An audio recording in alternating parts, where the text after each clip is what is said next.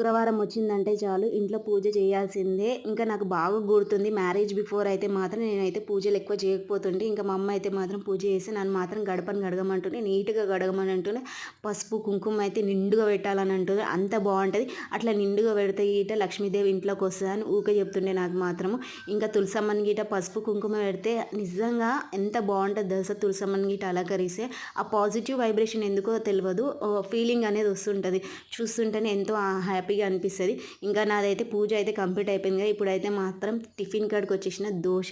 ఒకప్పుడు దోస అంటే మాత్రము ఇష్టంగా తినేదాన్ని. ఇప్పుడు మాత్రం దోస అంటే మాత్రం 1, 2 తింటుంటి. ఇంకా కొబ్బరి చట్నీ నా ఫేవరెట్ చట్నీ అయితే కొబ్బరి చట్నీ. నేను మాత్రం ఎప్పుడు చట్నీ చేసినా కానీ కొబ్బరి చట్నీ చేస్తా.